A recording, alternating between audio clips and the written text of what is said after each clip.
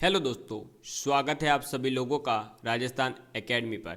मैं प्रवीण सिंह आप सभी लोगों के साथ में इस वीडियो में बात करने वाला हूं लैब असिस्टेंट यानी प्रयोगशाला सहायक और सेकंड ग्रेड के अंतर्गत किसी स्टूडेंट ने अगर साइंस ले रखी है तो उनके लिए भी ये क्लास इंपॉर्टेंट रहने वाली है।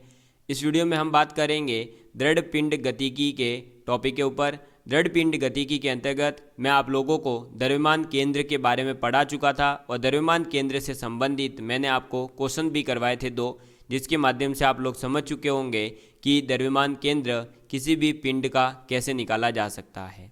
आज हम इस वीडियो में पढ़ने वाले हैं नियमित दृढ़ पिंड जो होते हैं यानी कि रेगुलर रिजिड बॉडीज जो होती है उनका सेंटर ऑफ मास और उनके लिए जो मोमेंट ऑफ कंजर्वेशन लॉ जो होता है वो कैसे वैलिड होता है, कैसे वो आता है और उसका संबंध कौन से न्यूटन के नियम से है, ये सब चीज़ें हम जानेंगे।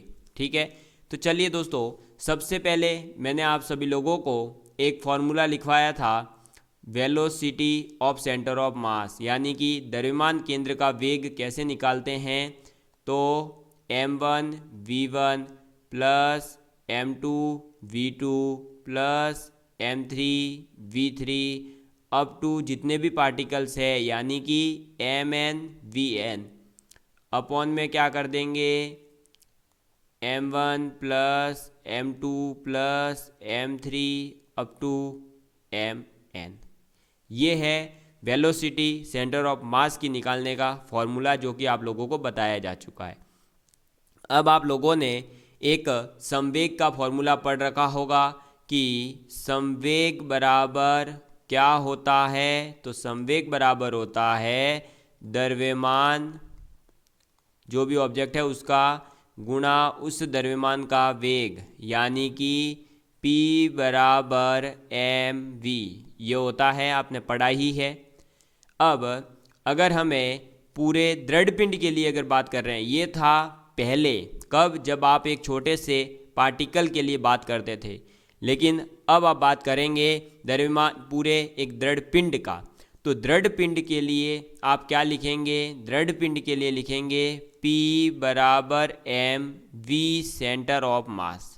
क्या लिखेंगे, P बराबर m v सेंटर ऑफ मास। तो ये आपको एक तो याद रखना है। ठीक है, अब P बराबर m v सेंटर ऑफ मास आप निकाल चुके हैं। इसको आप ये कह सकते हैं हिंदी में अगर कोई लिखना चाहे तो कि किसी दृढ़ पिंड के कुल संवेग का मान उसके कुल द्रव्यमान व द्रव्यमान केंद्र के वेग के गुणनफल के बराबर होता है। यही इसी को थ्योरी में मतलब संवेग बराबर क्या होता है, द्रव्यमान गुणा द्रव्यमान केंद्र का वेग। इसका आप डिफ्रेंसिएशन करेंगे अगर तो क्या होगा, dp अपॉन dt बराबर m dv centre of mass upon में dt। ठीक है, ये हो जाएगा। अब यहाँ से हम ये कह सकते हैं कि dp अपॉन में dt एज इट इज रखिए और m जो है वो तो कांस्टेंट है, dv अपॉन dt क्या हो जाएगा, a centre of mass. a का मतलब है एक्सेलरेशन, त्वरण। आप लोग ये जानते हो कि a बराबर dv अपॉन में dt होता है। यह आपने पढ़ रखा होगा कि change in velocity is equal to time, is equal to acceleration, यानी कि वेग में परिवर्तन की दर को त्वरण कहते हैं। तो यह आ गया a बराबर dv अपॉन में dt।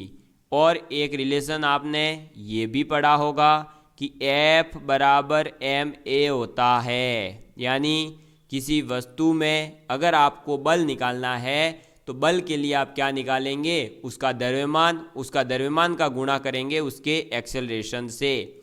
तो यहाँ क्या बन गया, ma सेंटर ऑफ मास। ठीक है, अब किसी भी वस्तु के ऊपर लगने वाला कुल बल हमेशा क्या होगा, तो उसके ऊपर लगने वाला बल एक तो होता है F एक्सटर्नल यानी बाह्य बल, एक होता है F इंटरनल यानी आंतरिक बल। ठीक है, अब मैंने आपको चैप्टर जब स्टार्ट कराइए तभी पढ़ा दिया था कि दृढ़ पिंड गतिकी की अगर हम बात करें इस टॉपिक में तो दृढ़ पिंड के लिए हमेशा F इंटरनल यानी आंतरिक बल हमेशा शून्य होगा, जीरो होगा। तो क्या बचा, मतलब उस ऑब्जेक्ट के ऊपर लगने वाला टोटल बल हमेशा किसके इक्वल होगा, एफ एक्सटर्नल के। और आप लोगों ने ये रिलेशन देखा कि एफ बराबर एम ए है, यानी एफ एक्सटर्नल बराबर क्या हो जाएगा, M A centre of mass, किसके लिए, दृढ़ पिंड के लिए, किसके लिए, दृढ़ पिंड के लिए, ये रिलेशन आ जाएगा। यानी हम ये कह सकते हैं कि D P upon D T बराबर क्या हो जाएगा, एफ एक्सटर्नल। ठीक है। अब लेकिन ऐसा हो जाए, यदि यहाँ पर केस ले रहे हैं कि यदि एफ एक्सटर्नल जो है यानी कि बाह्य बल जो है वो शून्य है, यदि एफ एक्सटर्नल बराबर जीरो, तो क्या हो जाएगा, D P upon D T, क्या हो जाएगा, D P upon D T बराबर जीरो, ये हो जाएगा। और ये जो डी पी बराबर डी टी अपॉन जीरो आया है, इसे हम कहते हैं रेखीय संवेग संरक्षण। ठीक है। किसी के दिमाग में आ सकता है कि हमारे सिलेबस में तो सर दे रखा है ना, लेकिन क्या, अरे हमारे सिलेबस में तो रेखीय संवेग की बात ही नहीं कर रहा, हमारे तो दे रखा है एंगुलर मोमेंटम, कोणीय संवेग। अरे वो भी पढ़ाऊंगा, लेकिन वो तो आगे आएगा, अभी पहले रेखीय संवेग तो पढ़। ठीक है। तो D P upon D T is equal to आ गया जीरो। यही है संवेग संरक्षण का नियम। थ्योरी में आप लिखना चाहते हो तो लिख लीजिए, यदि किसी पिंड यानी ऑब्जेक्ट पर लगने वाले समस्त बाह्य बलों का योग शून्य हो तो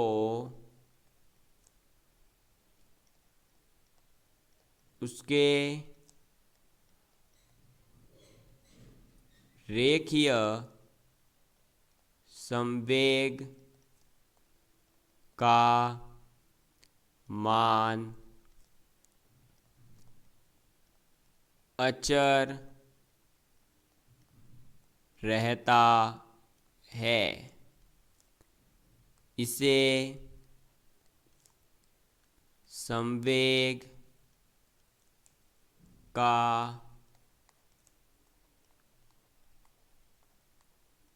संरक्षण, संवेग का संरक्षण का नियम कहते हैं। बात समझ में आ गई। यानी किसी भी ऑब्जेक्ट के ऊपर लगने वाले ऑल एक्सटर्नल फोर्सेस का अगर सम करते हैं और वो जीरो आता है, तो उसका रेखीय संवेग यानी लीनियर मोमेंटम जो है वो क्या होगा, हमेशा कांस्टेंट हो जाएगा।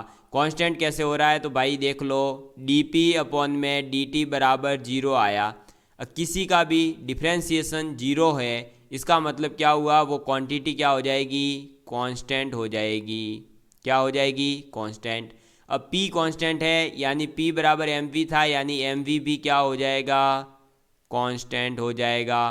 कहने का मतलब क्या हुआ, m1v1 is equal to m2v2 up to mn/vn तक सभी क्या हो जाएंगे, कांस्टेंट हो जाएंगे। बात समझ में आ गई। तो m1v1 is equal to constant है एक, समझ में आ गई बात। तो ये है संवेग संरक्षण का नियम। अब आपको लेकिन यहाँ से एक बात याद रखनी है कि जो आपने ये संवेग संरक्षण का नियम लिखा, इसके लिए ये न्यूटन के थर्ड लॉ के इक्विवेलेंट है। लिख लीजिए, रेखीय संवेग का संरक्षण नियम, संरक्षण नियम न्यूटन के तृतीय नियम के तुल्य होता है। थर्ड लॉ के क्या होता है? इक्विवेलेंट होता है। ये बात आपको केवल याद रखनी है, ठीक है। अगर मैं इसको आपको प्रूव करके दिखाऊं तो आप लोग प्रूव देख सकते हो कि कैसे प्रूव होता है, लेकिन ये केवल प्रूव आपको समझ जाने के लिए है। आपके प्रूव कहीं भी एग्जाम में नहीं आने वाला है। केवल यही पूछा जाता है कि रेखीय संवेग संरक्षण का नियम किसके इक्विवेलेंट है? तो न्यूटन के थर्ड लॉ के इक्विवेलेंट है। कैसे है? तो देखो, कोई भी दो पिंड ले लो, ए और बी, ठीक है। अब ई जो ये ए पिंड लिया और ये जो बी पिंड लिया, तो ए पिंड के लिए द्रव्यमान जो है वो मान लो एम ए है और इसका जो वेग है वो वी ए है। ऐसे ही दूसरे पिंड के लिए एम बी द्रव्यमान हो जाएगा और वी बी उसका वेग हो जाएगा, ठीक है। अब अभी जस्ट आपने पीछे पढ़ा कि M A V A plus क्या हो जाएगा? एम बी वी बी हमेशा क्या होगा? एक कांस्टेंट होगा। ये आपने पीछे ही पढ़ा है। अब अगर ये कांस्टेंट होगा तो इसका करेंगे हम डिफ्रेंसिएशन, तो क्या हो जाएगा? एम ए ये D A upon D T plus M B और ये हो जाएगा डी वी बी अपॉन में डी टी बराबर कांस्टेंट का क्या हो जाएगा? डिफ्रेंसिएशन 0। ये क्या बन गया? M A plus M B A B बराबर 0। और आप लोग जानते हैं एम ए और एम बी ए बी क्या हो जाएगा? एफ ऑफ ए बी यानी ए के ऊपर लगने वाला बल बी के कारण और एफ बी ए यानी बी के ऊपर लगने वाला बल ए के कारण, दोनों इक्वल होकर के क्या बन जाएंगे? F A B is equal to minus F B A. समझ में आ गई बात? ये है क्या? न्यूटन का थर्ड लॉ। आप लोग जानते ही हैं न्यूटन्स थर्ड लॉ, ठीक है। तो न्यूटन्स थर्ड लॉ क्या हो गया? एफ ऑफ ए बी बराबर माइनस एफ ऑफ बी ए। ये क्या? न्यूटन का थर्ड लॉ है, बस। तो ये प्रूव हो गया ना। देखो, तो रेखीय संवेग संरक्षण का नियम जो है वो इक्विवेलेंट होता है न्यूटन के थर्ड नियम के। अब इसके कुछ उदाहरण हैं जो कि आप लोगों को याद रखने हैं, ठीक। तो उदाहरण किसके? रेखीय संवेग संरक्षण के। उदाहरण में आप पहला उदाहरण लिख लीजिए, क्या हो जाएगा? बंदूक से गोली चलाना, ठीक है। मैं समझाऊंगा अभी इनको कैसे ये है। और दूसरा कहता है रेडियो धर्मी नाभिक का विघटन। मैं समझा देता हूँ, थ्योरी में आपको केवल याद रखना है। देखो भाई, बंदूक से गोली दागने का एग्जाम्पल मैं समझाता हूँ। तो आपने बंदूक ली, अब बंदूक में गोली है, उसके ऊपर एक्सटर्नल फोर्स तो कोई लगता नहीं है, ये तो आपको भी पता है। अरे भाई, बंदूक के ऊपर कोई एक्सटर्नल फोर्स लगता है क्या? नहीं लगता है, ठीक है। लेकिन आप इंटरनल फोर्स तो लगाते हैं ना, वो बटन दबा के। भाई बटन दबाओगे तब अंदर से एक फोर्स आएगा, उससे वो गोली बाहर आती है। तो एक्सटर्नल फोर्स क्या है? 0 है। एक्सटर्नल फोर्स 0 है, मतलब संवेग संरक्षण का नियम यहाँ पर वैलिड है। और संवेग संरक्षण का नियम अगर वैलिड है तो आप ये कह सकते हो कि बंदूक का द्रव्यमान मान लो कैपिटल एम है और गोली का द्रव्यमान मान लो स्मॉल एम है, और जो आपका गोली जा रही है वो वेग है स्मॉल वी, ठीक है। लेकिन जो प्रतिक्षेप वेग होगा, यानी जो बाहर निकल आप जब है भाई वापस आएगी ना, बंदूक टकराएगी, गोली कहीं ना कहीं तो टकराएगी, वापस आएगी, उसका वेग मान लो कैपिटल वी है, तो वो एक तरह से बंदूक का वेग गिना जाएगा। तो बंदूक का द्रव्यमान गुणा बंदूक का वेग प्लस गोली का द्रव्यमान और गोली का वेग दोनों मिलके क्या आने चाहिए? 0। तो क्या हो जाएगा आपके पास में कि एम वी बराबर में माइनस एम वी, यानी दोनों की वेलोसिटी अपोजिट आएगी। एक भाई जा रही थी और एक टकरा के आ रही है, दोनों अलग अलग ही है, अपोजिट डायरेक्शन है। तो अपोजिट डायरेक्शन है तो सीधा सा दिख रहा है कि यहाँ पर ये जो एग्जाम्पल है किसका है, रेखीय संवेग संरक्षण का हो जाएगा।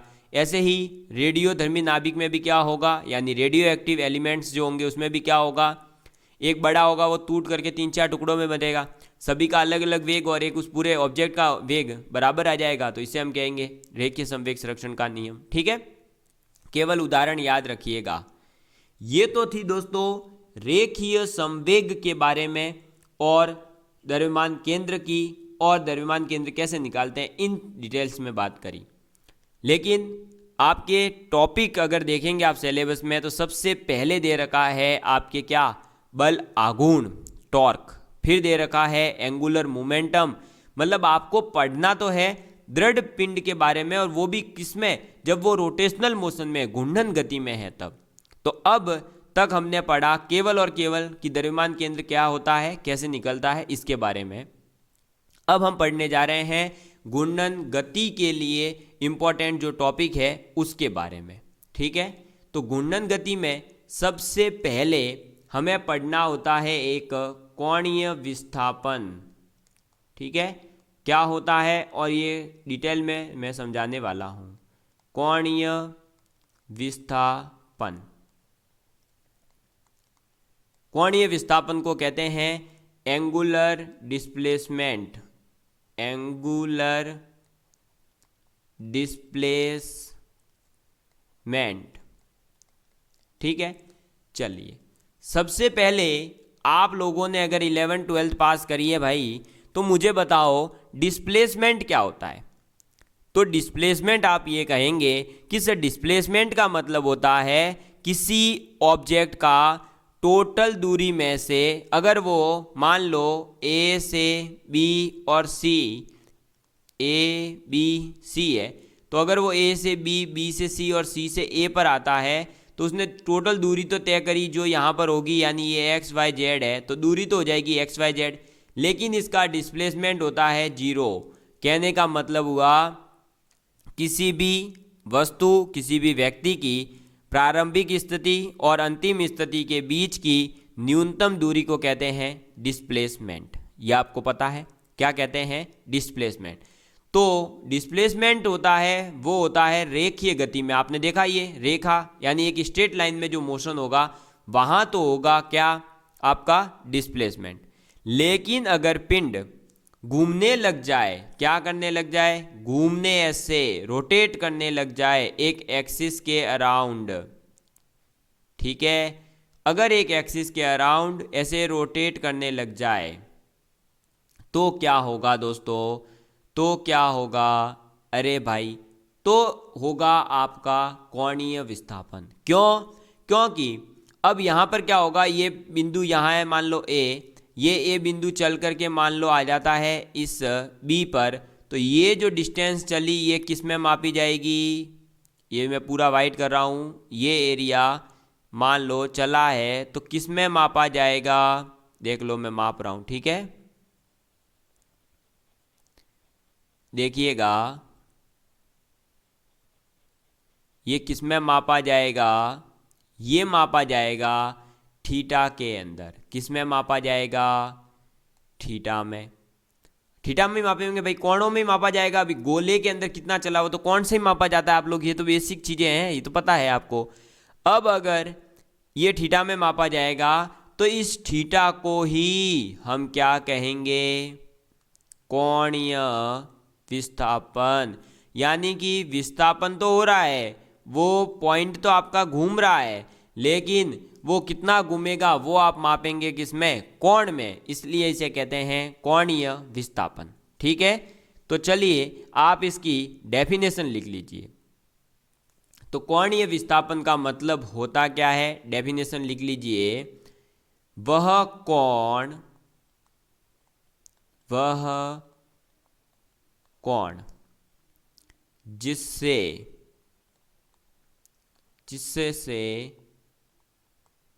दृढ़ पिंड अपने अक्ष, ये अक्ष ठीक है, जिसके अराउंड वो घूमेगा उसी को अक्ष कहते हैं। तो अपने अक्ष के सापेक्ष यानी रिलेटेड टू हिज एक्सिस, तो अक्ष के सापेक्ष घूर्णन करती है उसे पिंड का कोणीय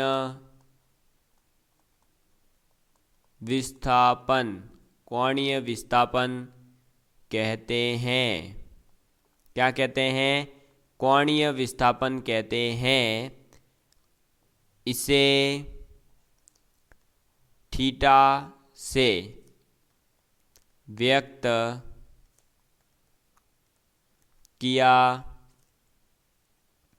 जाता है। इसे किससे रिप्रेजेंट किया जाएगा दोस्तों? थीटा से इसे रिप्रेजेंट किया जाएगा। और इसे, अब थीटा को आप लोग जानते ही हैं, रेडियन में ही मापा जाता है, तो इसे रेडियन में मापा जाता है। ये छोटी छोटी चीज़ें हैं। एक ऐसा क्वेश्चन बन सकता है ना भाई, कोणीय विस्थापन, कोणीय वेग, कोणीय संवेग, और फिर आपका आगे आ जाए कोई एक और इनके सामने यूनिट्स दे दे कि बताओ भाई ये रेडियन में है, ये इसमें किस में मापेंगे। समझ में आ गई बात? तो कोणीय विस्थापन क्या है? वो कोण है जिससे वो पिंड जो है अपने अक्ष के अराउंड घूमा, उस कोण को ही क्या कहते हैं? कोणीय विस्थापन। इसे मापेंगे हम किसके अंदर? थीटा के अंदर मापा जाता है। बात समझ में आ गई? तो कोणीय विस्थापन समझ में आ गया है। चलिए, अब इस कोणीय विस्थापन की वैल्यू क्या होती है? तो देखिए, कोणीय विस्थापन के लिए अब मैं यहाँ एक और डायग्राम बना रहा हूँ ताकि आप लोगों को समझ में आ जाए। उसके लिए मैं क्या करता हूँ, एक मिनट देखिएगा आप, गोला बना देता हूँ। ये रहा गोला, ठीक है। मैं आपको समझा रहा हूँ अभी क्या, तो मैं अब आपको समझाने जा रहा हूँ। ये देखिएगा, अभी आपके सामने एक डायग्राम बन के तैयार होगा और उस डायग्राम से आप समझेंगे कि भाई ये क्या हो रहा है, या इसका जो फॉर्मूला वगैरह जो निकलने वाले हैं वो आपको कैसे याद रखने हैं, कैसे आते हैं। थोड़ी सी और फीलिंग दिलवाना चाहता हूँ। इसको मिला दो, ठीक है। चलो और देखिएगा, अभी इसको मिला दो। इसको तो ऐसा करो, एरो वाला ले लो, ये लो, ठीक है। अब देखो, ये तो मान लो R पॉइंट है, ये मान लो P पॉइंट है, ठीक। ये R पॉइंट है, ये P पॉइंट है, और ये लेंथ मान लीजिए L है, और ये तो मान लीजिए माइनस थीटा डिस्टेंस है भाई। अरे नीचे जाओगे तो नीचे आएगा नेगेटिव, ऊपर जा रहे हो तो पॉजिटिव। जिस प्रकार से अगर हम राइट में जाते हैं तो हम क्या लेते हैं, एक्स एक्सिस को पॉजिटिव, लेफ्ट में लेते हैं नेगेटिव। वैसे इसमें भी यही चलता है। ऊपर से अगर घड़ी की दिशा के विपरीत जा रहे हो, देखो घड़ी की दिशा के विपरीत चल रहे हैं तो वो पॉजिटिव, घड़ी की दिशा के डायरेक्शन में चलोगे तो लेंगे नेगेटिव। समझ में आ गई बात? तो ये पॉजिटिव, ये नेगेटिव, वो आपके ऊपर डिपेंड है आप क्या कब लेते हैं, ठीक है। उससे आंसर पे कोई फर्क नहीं पड़ता है। और ये पॉइंट मान लीजिए R डैश है, क्योंकि ये थीटा थीटा एंगल ही, एक बार हम नीचे आए एक बार ऊपर गए, ठीक है। चलो, ये डायग्राम बन गया। अब इसमें ये जो डिस्टेंस चली है भाई, P से लेकर R बिंदु तक चलने में डिस्टेंस जो ये चाप बन रहा है, ये मान लो है कितना, S डिस्टेंस है, ठीक। ये सब बन गया आपके सामने। चलो, अब हम इसका फॉर्मूला डेराइव करते हैं। तो आप लोगों ने पढ़ा होगा मैथ्स के अंदर कि एक सर्कल में ये रिलेशन होता है, केंद्र पर बनने वाला कोण बराबर हो जाता है किसके, उसके द्वारा बनाए गए चाप बट्टे उसकी जो त्रिज्या है, यानी कि L हमने जो ली है, तो ये हो जाता है रिलेशन। आप लोगों ने ये पढ़ा होगा। अगर कोई थ्योरी में लिखना चाहता है तो लिख सकता है, केंद्र पर बना कोण बराबर उस कोण से बने हुए चाप की लंबाई बट्टे उस वृत्त की त्रिज्या। ठीक है, ये हो गया। यहाँ से जो चाप आएगा वो कितना हो जाएगा, यानी S बराबर हो जाएगा थीटा L। ठीक है, क्या हो जाएगा, थीटा L। और जो ये आपका थीटा है ये क्या है, कोणीय विस्थापन है। क्या है, कोणीय विस्थापन, एंगुलर डिस्प्लेसमेंट। तो आपको एक बात तो समझ में आ गई है कि एंगुलर डिस्प्लेसमेंट कैसे निकाला जाता है, बात समझ में आ गई है। ठीक है, चलो, तो आपके पास में एक चीज़ आ गई कि कोणीय विस्थापन क्या होता है। अब हम निकालते हैं कोणीय वेग, एक न्यू और कॉन्सेप्ट, क्या, कोणीय वेग, एंगुलर वेलोसिटी। ये सब चीज़ें घूर्णन गति पढ़ने के लिए बहुत ज़्यादा इम्पोर्टेंट है। कोणीय वेग, इसको आप लिख सकते हैं क्या, एंगुलर वेलोसिटी। ठीक है, कोणीय वेग क्या कहता है, तो कोणीय वेग कहता है कि भाई साहब आप जिस गति से घूम रहे हो, आप जो है जिस गति से घूम रहे हो, यानी हम ये कह सकते हैं कि दृढ़ पिंड की गति, दृढ़ पिंड की घूर्णन गति को कोणीय विस्थापन में परिवर्तन की दर को ही हम कहते हैं कोणीय वेग। जो कोणीय विस्थापन हो रहा है उसमें परिवर्तन टाइम के रेस्पेक्ट में कितना हो रहा है, इसे कहा जाता है कोणीय वेग। ठीक है, और इसे ओमेगा से रिप्रेजेंट करते हैं। तो आप लिख लीजिएगा,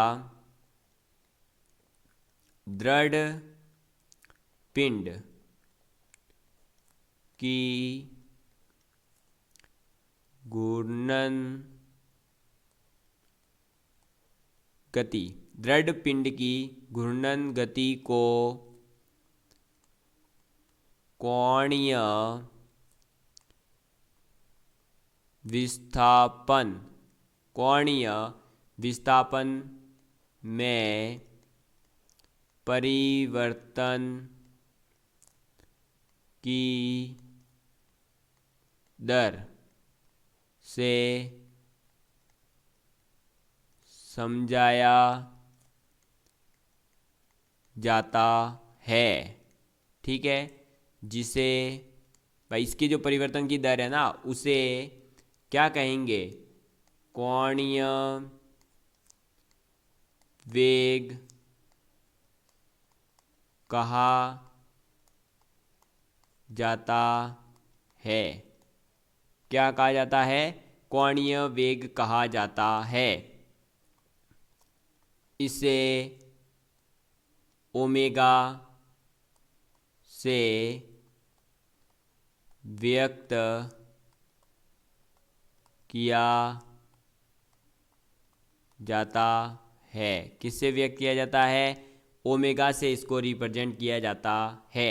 ठीक है, ये जो है ना कोणीय वेग, ये एक प्रकार की कैसी राशि है, तो आप लिख सकते हैं कोणीय वेग एक अक्षीय, यानी कि एक्सियल, अक्षीय सदिश है। ठीक है, अक्षीय सदिश राशि है।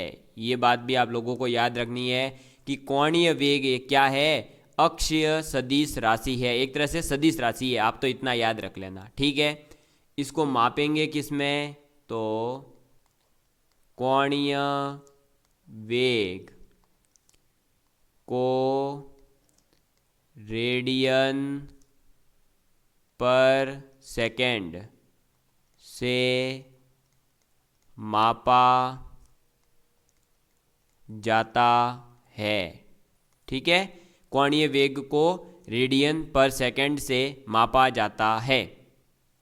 अब देखिएगा ओमेगा यानी कि कोणीय वेग, कोणीय वेग बराबर क्या हुआ, थीटा में परिवर्तन की दर, यानी कोणीय विस्थापन में परिवर्तन की दर टाइम के रेस्पेक्ट में, यानी समय के साथ में कोणीय विस्थापन में परिवर्तन की दर को कोणीय वेग कहा जाता है। बात समझ में आ गई।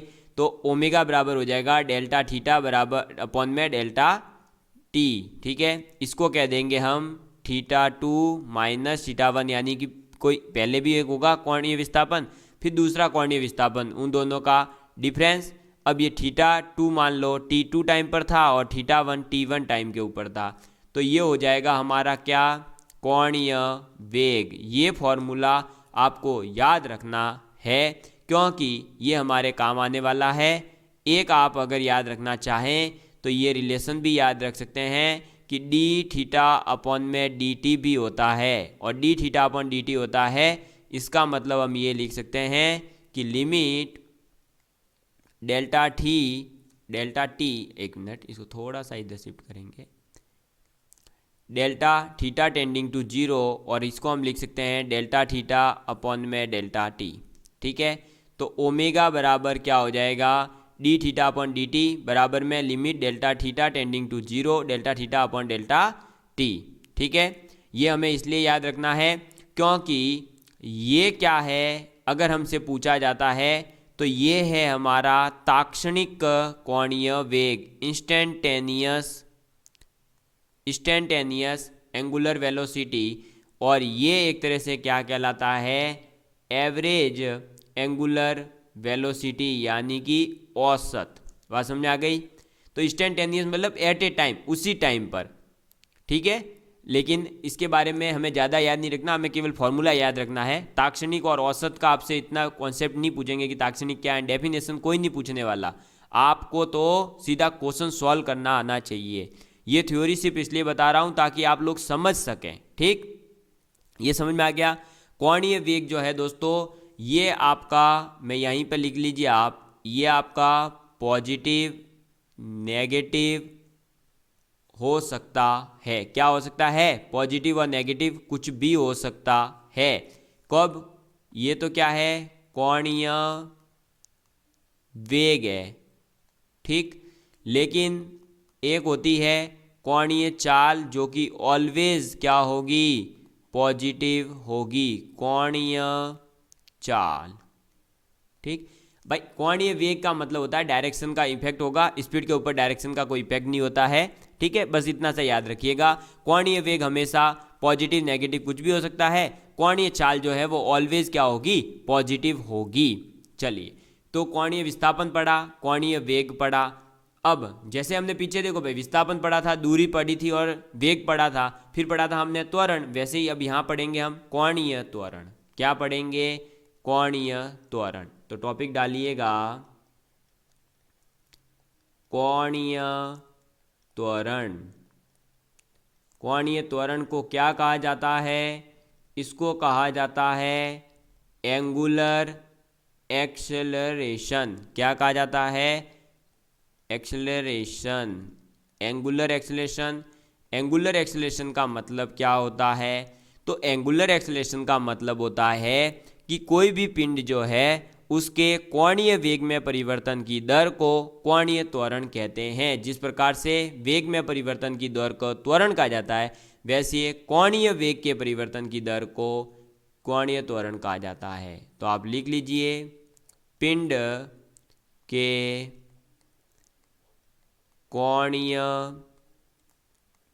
वेग में परिवर्तन की दर कोणीय त्वरण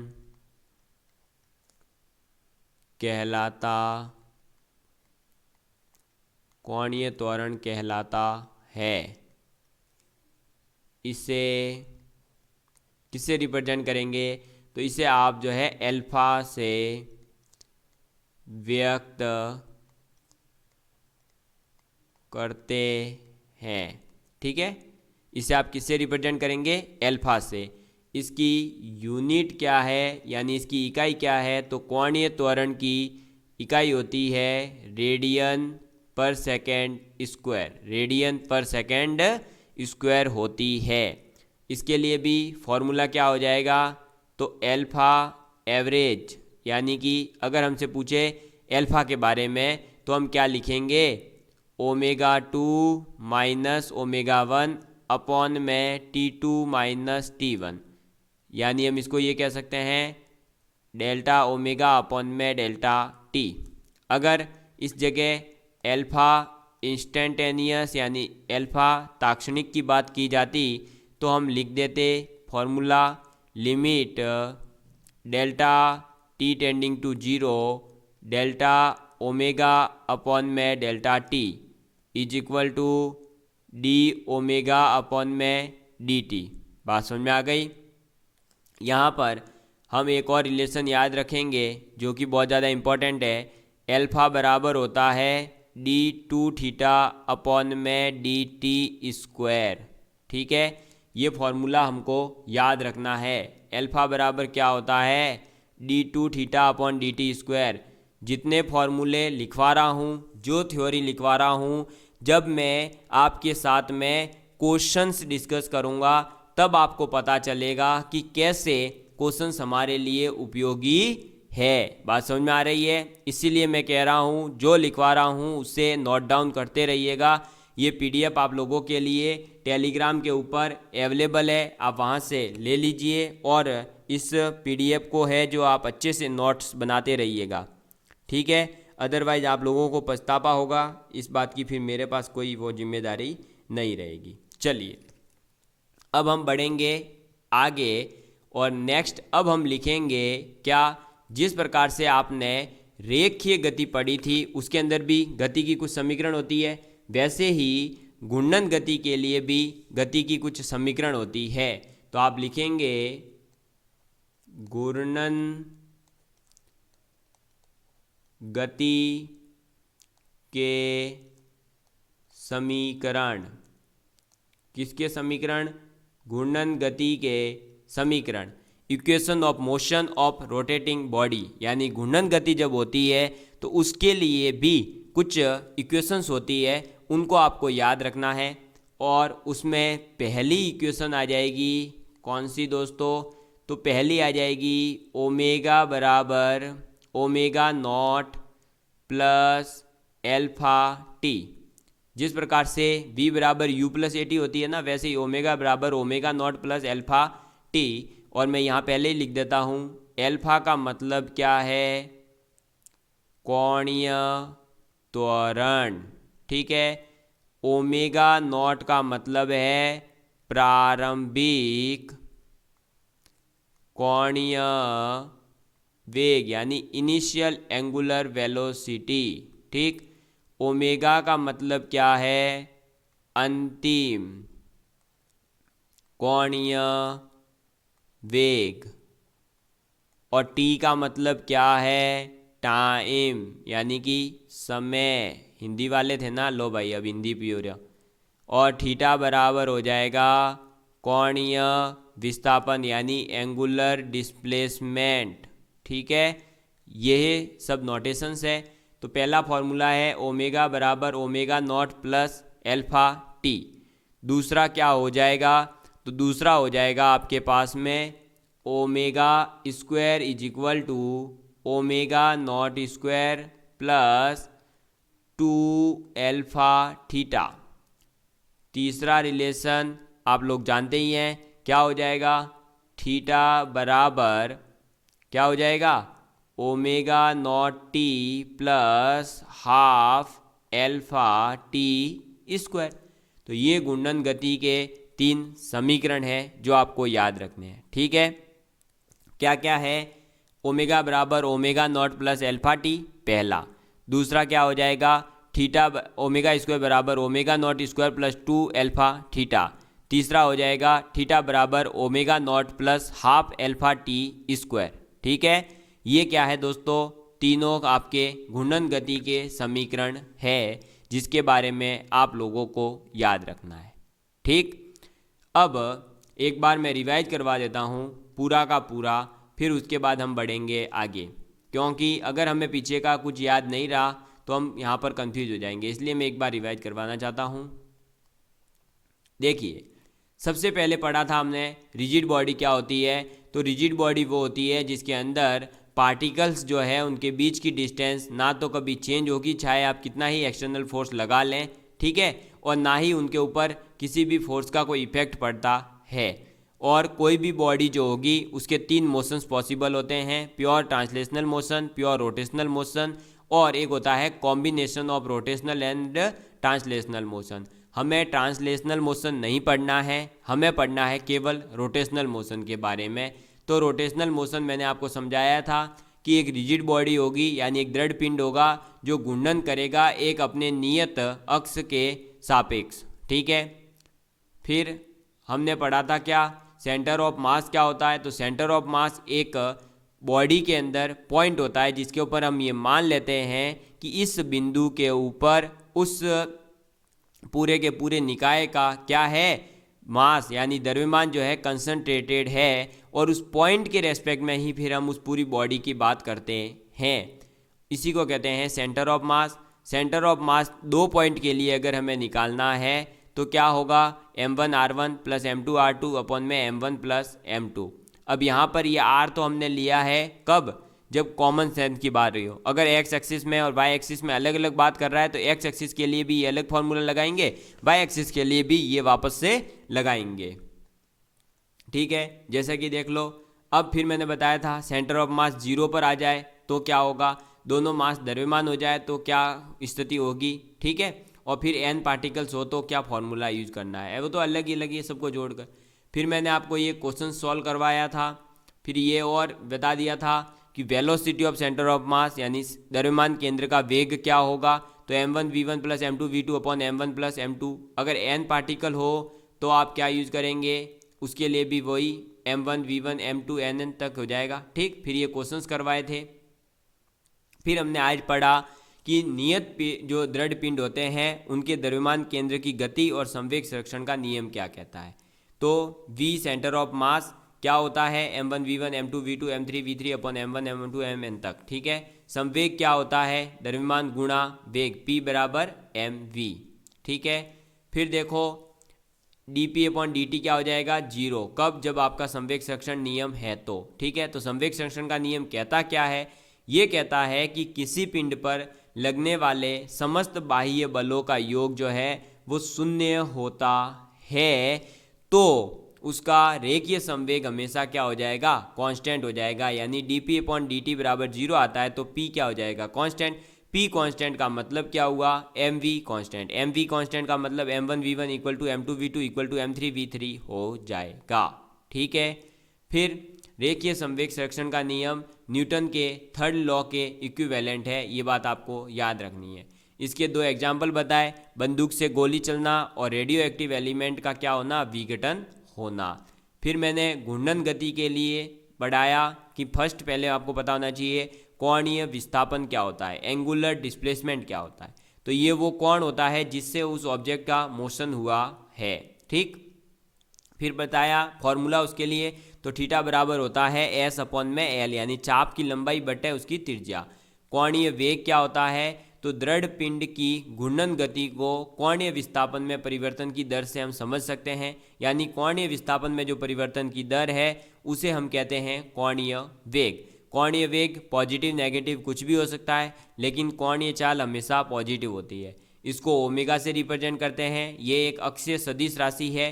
इसका वेग की जो इकाई होगी वो क्या होगी, रेडियन पर सेकेंड होती है। इसका फॉर्मूला भी बता दिया, ओमेगा बराबर होता है θ2 minus θ1 upon t2 minus t1, और ताक्षणिक के लिए भी क्या हो जाएगा d थीटा अपॉन dt। फिर बताया कोणीय त्वरण।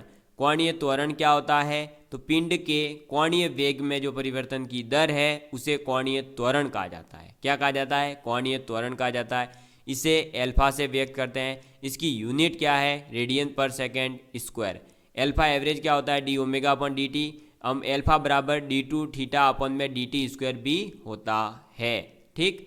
फिर घूर्णन गति के समीकरण 3 है। एक है ओमेगा बराबर omega naught plus alpha T, एक हो जाएगा ओमेगा स्क्वायर बराबर omega not square plus 2 alpha theta, एक हो जाएगा थीटा बराबर omega naught plus omega naught T plus half alpha T square. बात समझ में आ गई, ठीक है।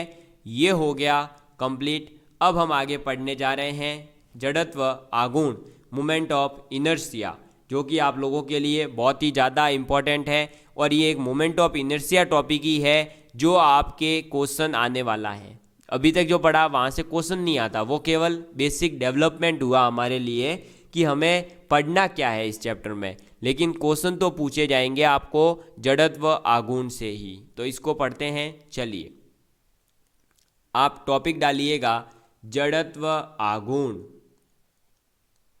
जड़त्व आघूर्ण। ठीक है, ये जितना आघूर्ण है ना उतना ही ये आघूर्ण भी है। बहुत ही मतलब मस्त टॉपिक है। इसमें केवल आपको फॉर्मूले याद रखने हैं, डायरेक्ट क्वेश्चन आता है, फॉर्मूले में वैल्यू पुट करो, आंसर निकल जाता है। ठीक है, मोमेंट ऑफ इनर्शिया। देखिए भाई, मोमेंट ऑफ इनर्शिया कहता क्या है? तो मोमेंट ऑफ इनर्शिया को समझने के लिए पहले हमें ये पता होना चाहिए कि न्यूटन का फर्स्ट लॉ क्या कहता है, क्योंकि वहीं से हम पहले है जो जड़त्व यानी इनर्शिया वर्ड को समझेंगे, फिर हम आएंगे जड़त्व आघूर्ण के ऊपर।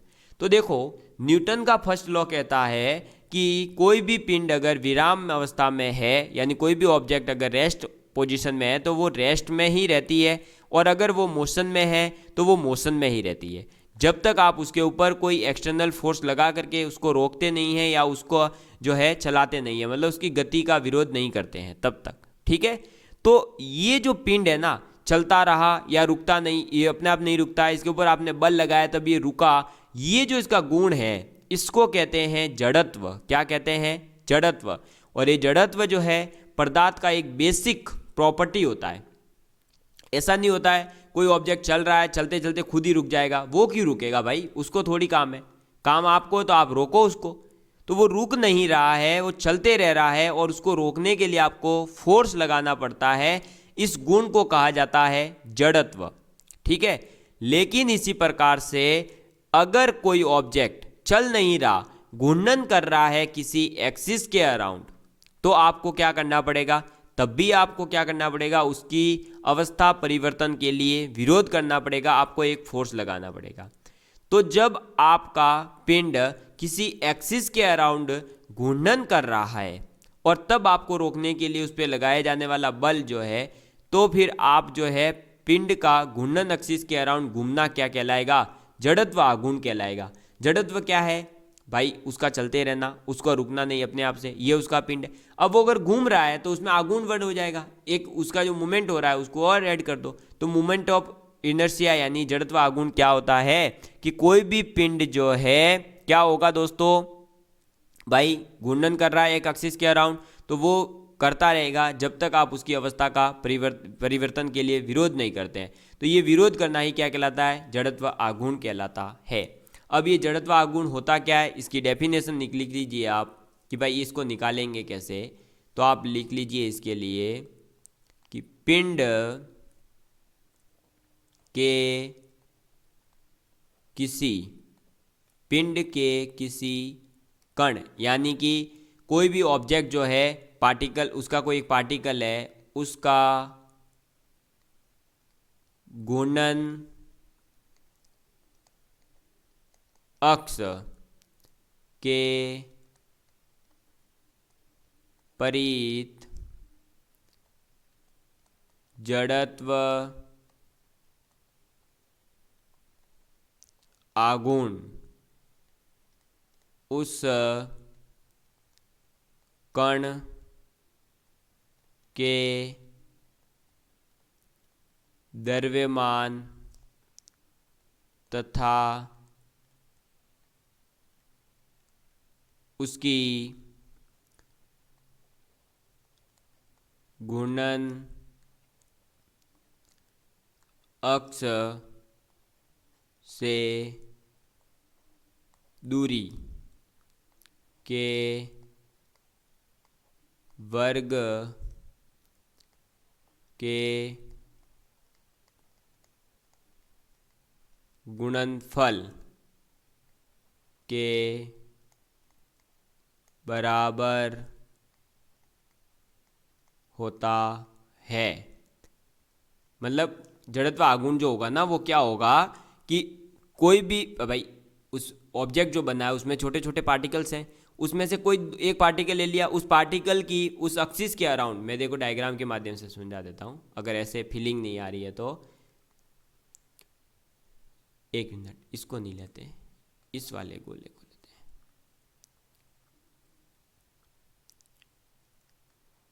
एक मिनट रुकिएगा, इसको पहले भगा देते हैं। अब देखिएगा, अरे एक सेकंड, पूरा का पूरा बॉडी हिल गया। ये देखो, ये एक हमने एक्सिस बना दिया, इसके अंदर मान लो ये है एक्सिस, ठीक है।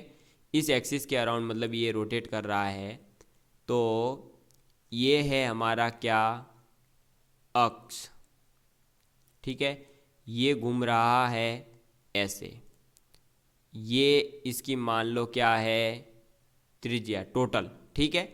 अब इसमें यहाँ भी तो एक कण होगा और एक यहाँ भी कण होगा, तो ये दूरी मान लो कितनी है, स्मॉल कैपिटल R1 मान लो, ये है डिस्टेंस कैपिटल R2, ठीक है। यहाँ पर जो पिंड रखा उसका द्रव्यमान मान लो स्मॉल m1, यहाँ रखा उसका मान लो स्मॉल f2, ठीक है। तो ये कहने का मतलब है मोमेंट ऑफ इनर्शिया क्या होगा कि पिंड के किसी कण का घूर्णन अक्ष के परित, तो ये घूर्णन अक्ष है, इसके परित जड़त्व आघूर्ण उस कण के द्रव्यमान यानी m1 m2 तथा इसकी घूर्णन अक्ष के दूरी यानी जो R2 R1 है इसके वर्ग यानी R1 स्क्वायर R2 स्क्वायर के गुणनफल के बराबर होगा। यानी कि मोमेंट ऑफ इनर्शिया क्या होगा, अगर हम m2 पर मान लो ये कोई B बिंदु है, ये A बिंदु है, तो A बिंदु के लिए मोमेंट ऑफ इनर्शिया, इसको रिप्रेजेंट किससे करते हैं वो बता रहा हूँ, तब तक आप लिख लीजिए मोमेंट ऑफ इनर्शिया। तो A के लिए मोमेंट ऑफ इनर्शिया क्या हो जाएगा, m1 और R1 का स्क्वायर। ऐसे ही B बिंदु के लिए अगर मोमेंट ऑफ इनर्शिया निकालना है तो क्या होगा, तो हो जाएगा उस पर द्रव्यमान क्या है m2, डिस्टेंस कितनी है R2, उसका भी स्क्वायर। तो A और B बिंदु का आपने जड़त्व आघूर्ण निकाल लिया।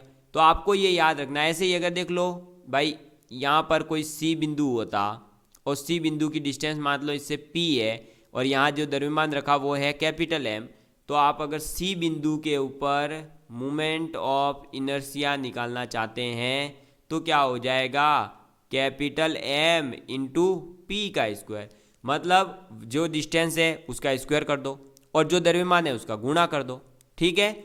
और अब मैं बताता हूं कि जड़त्व आघूर्ण जो है इसे I से व्यक्त करते हैं, किससे, I से, तो इसे I से व्यक्त करते हैं, ठीक है। यानी कि आपको यहाँ C सेंटर ऐसे नहीं लिखना है मोमेंट ऑफ इनर्शिया, इसको आपको डायरेक्ट लिखना है IC, यानी I बिंदु के ऊपर, अरे सॉरी C बिंदु के ऊपर क्या, मोमेंट ऑफ इनर्शिया, IB यानी B बिंदु के ऊपर मोमेंट ऑफ इनर्शिया, IA यानी कि A बिंदु के ऊपर मोमेंट ऑफ इनर्शिया। समझ में आ गई बात, अरे आ गई बच्चों, आ गई रे, आ गई, मेरे हिसाब से तो आ गई है आप लोगों को। अब मैं आगे एक और चीज़ लिखवा देता हूँ इसी के अंदर, कणों के निकाय का जड़त्व आघूर्ण, ठीक है। अगर कणों का निकाय यानी कि आपको 1-2 पार्टिकल नहीं दे रखे, 10-12 पार्टिकल दे रखे हैं, जैसे देखो मैं आपके सामने एक डायग्राम के माध्यम से बना देता हूँ। इस प्रकार से मान लो कोई ऑब्जेक्ट दे रखा था, ठीक है, और ये मान लो कि ये कोई एक एक्सिस है जिससे ये घूम रहा है, मतलब इस एक्सिस के अराउंड मान लो घूम रहा है, ठीक है। जरूरी नहीं है कि ऑब्जेक्ट हमेशा जो है गोल ही हो, वो कैसा भी हो सकता है। रोटेट करने के लिए एक एक्सिस बना दो, बना दिया, ये एक्सिस है, ठीक है। तो ये क्या हो गया, अक्ष।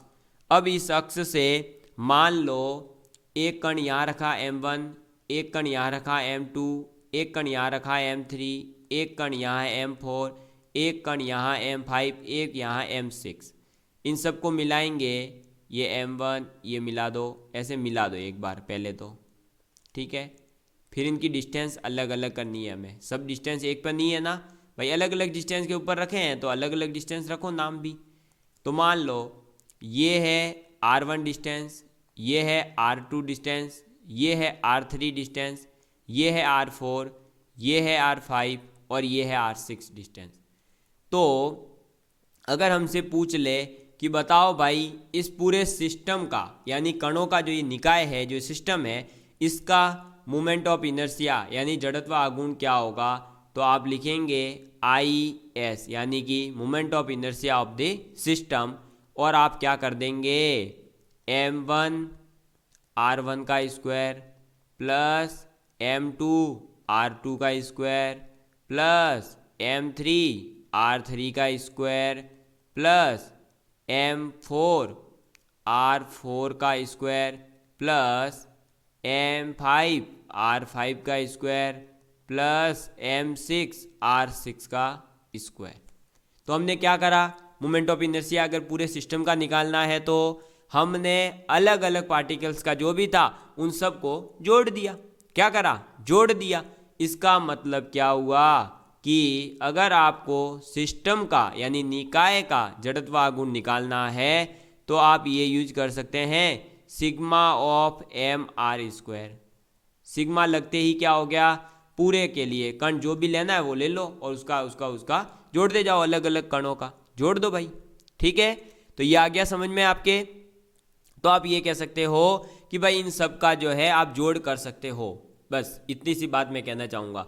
तो किसी सिस्टम का अगर आपको निकालना है तो उसके अलग अलग जितने भी कण दे रखे हैं ना अलग अलग, उन सभी कणों का अलग अलग निकालो और सबका एक साथ जोड़ दो। ठीक, अब यहाँ एक और रिलेशन होता है और वो है इंटीग्रेशन का, कि I बराबर integration of R square DM भी होता है। ये याद इसलिए रखना है क्योंकि ये भी यूज होगा। ठीक है, ये आपको याद रखना है केवल। यहाँ इसको मैं रेड अलर्ट दे देता हूँ कि ये याद रखना भाई, ये रेड अलर्ट है। ठीक है, और 3 स्टार है। तो ये रेड अलर्ट कर दिया मैंने आपको, इसको आपको याद रखना पड़ेगा। अब इसका जो विमीय सूत्र होता है वो लिख लो भाई। इसका विमीय सूत्र क्या कहता है, तो विमीय, एक मिनट, विमीय लिखना है। ठीक है, विमीय सूत्र तो आपके मोमेंट ऑफ इनर्शिया यानी जड़त्व आघूर्ण का जो विमीय सूत्र होता है वो क्या होता है, M1 L2 T0, M1 L square T0 ये कह सकते हो। ठीक है, तो ये विमीय सूत्र भी आपको याद रखना है, इसका मात्रक भी याद रखना है, क्योंकि फिजिक्स में आपको जितनी भी क्वांटिटीज़ में पढ़ाऊँगा, जो भी पढ़ा रहा हूँ, उन सब का मात्रक और विमीय सूत्र अगर है तो आपको याद रखना ही है। तो इसका मात्रक क्या होता है, इसका मात्रक होता है kilogram metre square. Kilogram metre square क्यों, M का क्या होता है किलोग्राम, R स्क्वायर यानी कि मीटर स्क्वायर। ऐसे ही इसका भी M1 L स्क्वायर और T है नहीं तो 0। ठीक है, तो आपको देखो लो भाई, मोमेंट ऑफ इनर्शिया भी पढ़ा दिया। मोमेंट ऑफ इनर्शिया की डेफिनेशन सुन लो, पिंड के किसी कण का घूर्णन अक्ष के परित जड़त्व आघूर्ण उस कण के द्रव्यमान और उसका घूर्णन अक्ष से जो दूरी है उस डिस्टेंस के वर्ग के गुणनफल के बराबर होता है, जो मैंने आपको अलग अलग पॉइंट लेकर के बता दिया। इसको आप I से रिप्रेजेंट करते हो। इसका विमीय सूत्र M1 L स्क्वायर T0 होता है, इसका मात्रक किलोग्राम मीटर स्क्वायर होता है। ठीक है, अगर आपको कणों का निकाय दिया जाए तो आप अलग अलग कण का निकालेंगे और सभी का फिर आप जो है जोड़ देंगे। बात समझ में आ गई? अरे बात समझ में आ गई? हाँ सर आ गई। तो बस यही है। ठीक है, चलो अब हम आगे बढ़ते हैं और आगे आ जाता है हमारे पास एक कॉन्सेप्ट और उसको कहते हैं घूर्णन त्रिज्या। घूर्णन त्रिज्या, घूर्णन त्रिज्या का मतलब होता है radius of gyration. Radius of gyration. अब ये रेडियस ऑफ गायरेशन क्या होता है, ये सभी से डायरेक्ट क्वेश्चन आए हैं लास्ट ईयर पेपर में, मैं करवाऊंगा तब आपको पता चलेगा। अब घूर्णन त्रिज्या का मतलब क्या होता है, तो डेफिनेशन लिखो सबसे पहले तो। घूर्णन त्रिज्या, घूर्णन अक्ष से वह, घूर्णन अक्ष से वह दूरी है, घूर्णन त्रिज्या जो है वो घूर्णन अक्ष से वो दूरी होती है जिसके वर्ग को वस्तु के द्रव्यमान से गुणा करने पर वस्तु का जड़त्व आघूर्ण प्राप्त होता है। ठीक है, इसका मतलब है कि I बराबर होता है m² ठीक है, लेकिन यहाँ k जो है वो क्या है, घूर्णन त्रिज्या है। ठीक, घूर्णन त्रिज्या का मतलब रेडियस ऑफ गायरेशन है, यानी कि k बराबर जो होता है वो क्या होता है, √I upon m, moment of inertia upon में मास। ठीक है, ये होता है आपका रिलेशन k और I और m में। ये बहुत ही ज़्यादा इम्पोर्टेंट है, इससे भी क्वेश्चन पूछे गए हैं कई एग्ज़ाम्स में, और लैब स्टैंड के 2016 और 18 का जो पेपर है वो सॉल्व करवाऊंगा, तब आपको इनकी इम्पोर्टेंस समझ में आएगी। तो घूर्णन त्रिज्या है क्या, घूर्णन त्रिज्या है घूर्णन अक्ष से वो दूरी जिसका अगर आप वर्ग करके वस्तु के द्रव्यमान से गुणा करते हैं तो आपको जड़त्व आघूर्ण प्राप्त हो जाता है। मतलब आपको एक अल्टीमेटली कहा जाए तो उस बिंदु की घूर्णन अक्ष से दूरी जिसका आप घूर्णन जड़त्व आघूर्ण निकालने जा रहे हो। समझ में आ गई बात, जो हम आर लेके चल रहे हैं ना पीछे, उस आर की वैल्यू क्या होती है उसी को कहते हैं घूर्णन त्रिज्या। तो आपको ये याद रखना है कि k बराबर क्या होता है दोस्तों, √I अपॉन में m। ठीक है, अब जड़त्व आघूर्ण जो है ये केवल इस फॉर्मूले से काम नहीं चलेगा। जड़त्व आघूर्ण निकालने के लिए आपको दो थ्योरम पढ़नी पड़ेगी, एक होती है लंबवत या फिर समकोणिक अक्षों की प्रमेय, एक होती है समांतर अक्षों की प्रमेय। ये दोनों प्रमेय पढ़ने के बाद आपको वर्ताकार वलय यानी कि रिंग का है, वर्ताकार व्यास, फिर उसका तल के रेस्पेक्ट में, फिर उसका आप आगे चकती का पढ़ेंगे, फिर आप पढ़ेंगे बेलन का, फिर आप पढ़ेंगे आगे गोले का, फिर आप पढ़ेंगे एक रॉड का यानी जो लंबाई में आपको दे रखी है छड़ वगैरह उसका, खोखले गोले का। इन सभी के अलग अलग जो जड़त्व आघूर्ण होते हैं वो आपको फॉर्मूले याद रखने हैं। और अगर आप लोग टेलीग्राम पर ज्वाइन हैं तो आप देखिएगा, हमने पहले अपलोड कर रखे हैं। दिसंबर 2018 में आप जाकर के देखिए, 2019 में जाकर के देखिए हमारी प्लेलिस्ट जो टेलीग्राम के फाइल्स में जाकर देखेंगे तो आपको पहले के फॉर्मूले और क्वेश्चन मिल जाएंगे, आप उनकी प्रैक्टिस कर सकते हो। ठीक है, बदलते रहिए वक्त के साथ में, बदलते रहिए वक्त के साथ में, या फिर वक्त बदलना सीखिए, मजबूरियों को मत कोसिए, हर हाल में चलना सीखिए, हर हाल में चलना सीखिए।